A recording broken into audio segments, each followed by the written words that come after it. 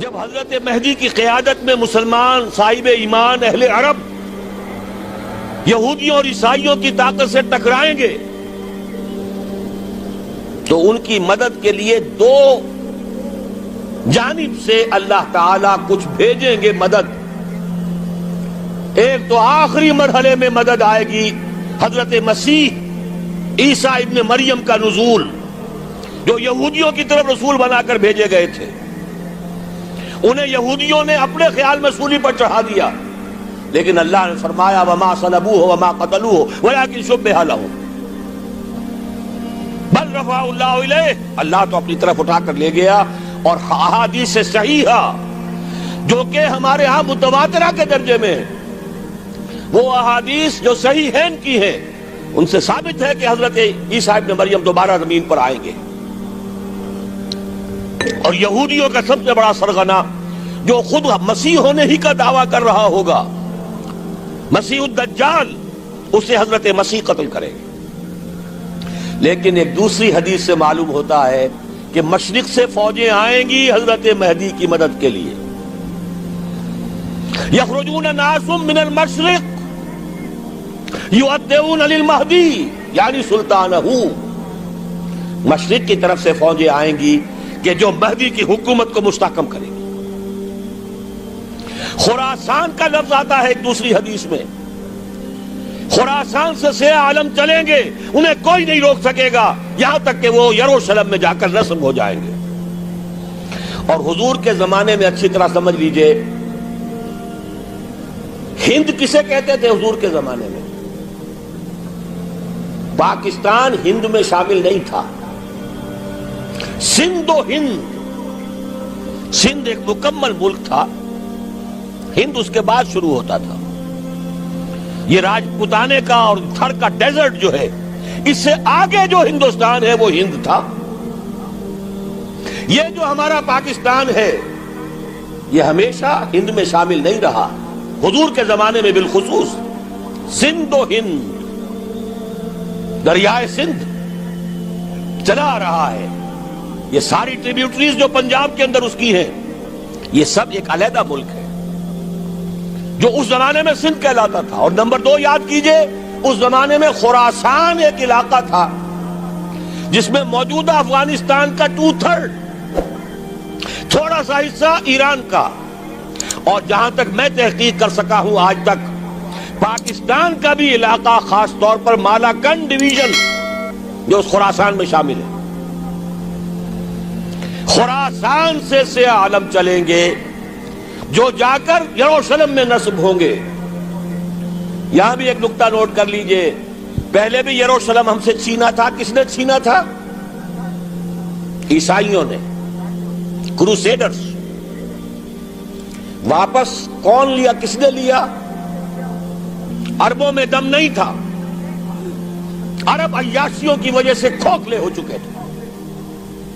واپس لینے والا صلاح الدین ایوبی، کرد خون. اب دوبارہ یروشلم لیا جا چکا. چھینا کن سے گیا؟ عربوں سے. عرب واپس لے سکتے ہیں؟ کوئی اندیشہ اگر ہو سکتا تھا عراق کے بارے میں کہ شاید اس کے ایٹمک دانت نکل آئے، جو سازش کی گئی، جس طرح اس احمق اور پاگل صدام حسین کو دام میں پھنسایا گیا. صدام 100 جال، دام کہتے ہیں جال کو، 100 اس میں جو پھنسا ہے تو اگلا پچھلا کھایا پیا سب اگلوا لیا. اور ہے ہی کون؟ اس کے پاس ایٹمک ہتھیاروں کا ذخیرہ موجود ہے، اور کسی کے وہ ایٹمک دانت بھی نکلنے نہیں دے رہے. پاکستان کے اوپر کتنا دباؤ، اور ہمیں نہیں پتا کتنا کچھ دباؤ قبول کیا جا چکا. یہ تو سبھی مانتے ہیں. کیپ کر دیا گیا، روک دیا گیا، آگے تو نہیں بڑھ رہا، یہ تو سبھی مانتے ہیں. رول بیک بھی ہو گیا یا نہیں کچھ پتہ نہیں. لیکن کسی صورت یہ نہیں تسلیم کریں گے، قبول کریں گے کہ کسی مسلمان ملک کے پاس ایٹم بم آ جائے. یہودیوں کے پاس ذخیرہ موجود، سب جانتے ہیں. بہرحال یہ جان لیجئے اس علاقے سے امید ہوتی ہے سندھ اور خراسان. حالات بہت خراب ہیں ہمارے، اور حالات بہت خراب ہیں افغانستان کے بھی، لیکن حالات کے بدلتے اللہ تعالیٰ کی مشیت کے تحت دیر نہیں لگا کرتی. سیرت نبوی میں مجھے نظر آتا ہے سن 10 میں 10 نبوی ہجرت سے 3 سال پہلے 2.5 سال پہلے کہیں سے کوئی امید کی کرن نظر نہیں آتی تھی کہ عرب میں اسلامی حکومت قائم ہو جائے گی. 10 برس ہو چکے محمد الرسول اللہ کو دعوت دیتے ہوئے، اور ابھی تک بمشکل 125 آدمی ہے. اپنے بل پر اپنے طاقت پر مکے میں رہ بھی نہیں سکتے. کیسے ہو جائے گا؟ کہاں سے ہو جائے گا؟ میں آج پوچھتا ہوں، کوئی سر بتائے کہیں سے کوئی امید کی کرن اس وقت نظر آتی ہے؟ اس ماحول میں لے جائیے. اگلے 3 سال میں کیا ہو گیا؟ پہلے سال 6، اگلے سال 12، اس سے اگلے سال 72، اور بیعت عقبہ ثانیہ ہجرت، اور وہاں سے اب حضور کی طرف سے انیشیٹ شروع ہو گیا، انیشیٹو. تو ہم نہیں کہہ سکتے اللہ تعالیٰ کی قدرت، اللہ کی مشیت. یہ یقین ہے کہ دنیا کے خاتمے سے پہلے نظام خلافت قائم ہوگا، اور تمام دنیا میں ہوگا. ظاہر ہے کہیں پہلے کسی ایک جگہ سے ہوگا، جیسے حضور کے زمانے میں ہوا. اگر بیک وقت پوری دنیا میں ہو سکتا تو حضور کے دست مبارک سے ہوتا. اگر حضور کے دست مبارک سے بھی ایک ملک میں ہوا، جزیرہ نما عرب میں ہوا، پھر حضور کے امتی ہیں نا، ابو بکر ہے، عمر ہے، عثمان ہے، صحابہ کرام کی فوجیں نکلی ہیں، امتی ہیں. امتیوں کے ہاتھوں اس کی توسیع ہوئی.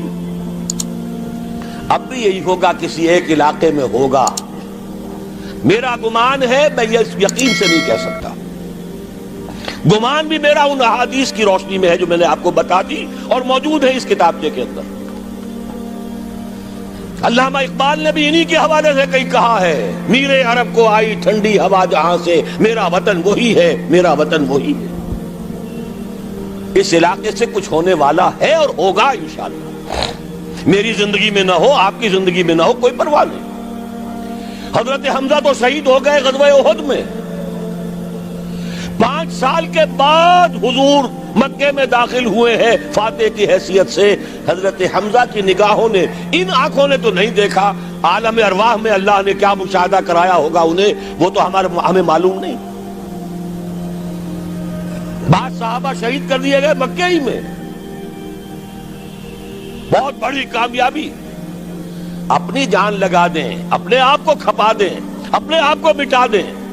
جس طرح روڑی کوٹ کر بنیادوں میں بھر دی جاتی ہے، ہماری ہڈیوں کا چورا بنا کر اور ہمارے خون کے اندر اسے گوندھ کر اگر وہاں ڈال دیا جائے، اس سے بڑی سعادت کوئی نہیں. اس پر تعمیر ہو خلافت علی منہاج النبوہ کی، ہم اس کی بنیاد کے اندر دفن ہو جائیں، یہی بہت بڑی سعادت ہے. لیکن یہ ہوگا. میں نے عرض کیا تھا کہ یقین ہے مجھے کہ ہوگا، اور ہر صاحب ایمان کو یقین ہونا چاہیے کہ ہوگا. باقی یہ کہ یہ آثار ہیں اور احادیث بھی ہیں، اور 400 برس کی تاریخ بھی بتاتی ہے کہ یہیں سے ہوگا. 1000 برس تک سارے مجددین امت عالم عرب میں پیدا ہوئے. 11ویں صدی کا مجدد اعظم شیخ احمد سرہندی کہاں دفن ہے؟ سرہند میں، ہندوستان میں. 12ویں صدی کا مجدد اعظم شاہ ولی اللہ دہلوی کہاں دفن ہے؟ دہلی میں.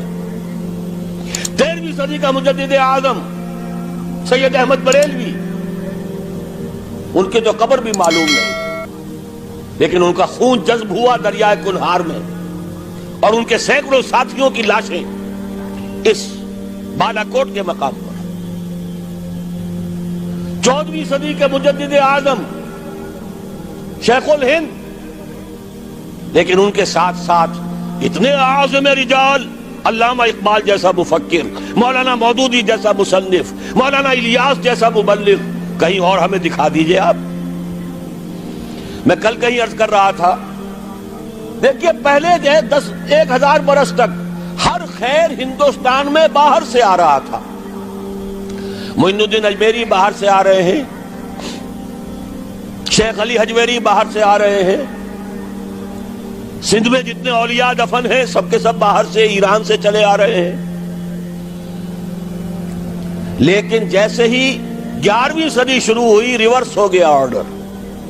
اب سلسلہ مجددیہ نقشبندیہ اب ہندوستان سے نکل کر پھیل رہا ہے، پورا افغانستان، پورا ترکستان، تمام یہ ترک ریاستیں جو آزاد ہوئی ہیں ابھی یو ایس ایس آر کے خاتمے کے بعد، یہاں تک کہ سائپرس، جزیرہ قبرص، پورا ترکی جو اب بھی ہے موجودہ ترکی، سلسلہ مجددیہ نقشبندیہ کہاں سے چلا؟ ہندوستان سے پھیل گیا پورے عالم اسلام۔ مفکر، علماء دین اور تمام علوم دینی کا مجدد شاہ ولی اللہ دہلوی، خالص ترین جہاد فی سبیل اللہ دور صحابہ کے بعد جماعت مجاہدین